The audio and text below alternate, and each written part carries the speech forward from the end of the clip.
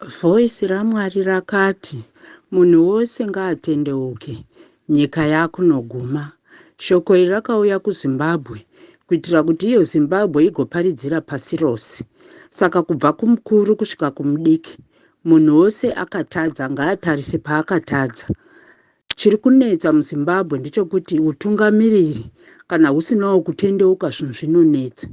Ivo baba vedu vaMunangara ngavatendeukewo, varege kuvimba nezvifananidzo nenyoka, sikafu iyi yavanopfeka muhuro pamusoro pesutu segentleman hazvina kunaka.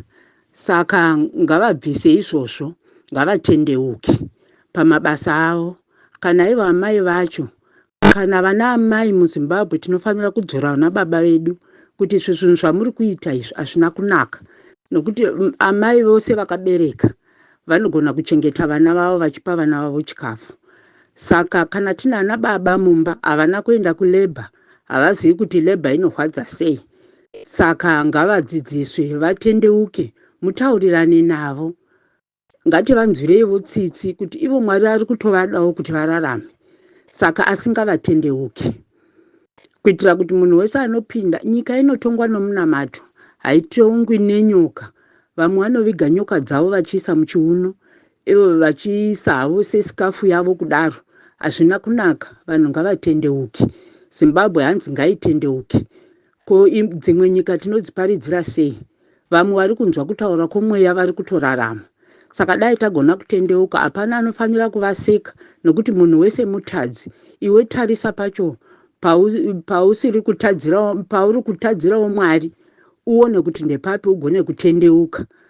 Dai vaigona kuwirirana navamwe vakatonga kare nevamwe vachada kutonga vese, nyange dai vakaita step down, vachamisa havambovarasi, vanoti ndibaba vedu, vanovachengeta, havafaniri kuiswa mujere. Ndosaka makaona pana Gabriel akanga akasarudzwa nomweya kuti atonge, asi zvakazomuomera nenyaya yemiromo yevana vekuZimbabwe vaitaurisa, vakati regai tumubvise tiunze ava. Saka Mwari unenge achida kuratidzai kuti wamunodai imi nokwenyama dzenyu muchatambura nazvo. Saka munhu wese anenge aiswa pachigaro ngaakudzwe, asi ivo vaiswawo pachigaro ngavatendeuke, kuitira kuti vana vasachema. Nokuti kutonga uko haisi nyore. Vose maleaders kwose, kungaa kuri kumachechi kana kuti kupi kwese, if you are a leader, lead by example. Saka ndo message yandati ndise pazuva ranhasi.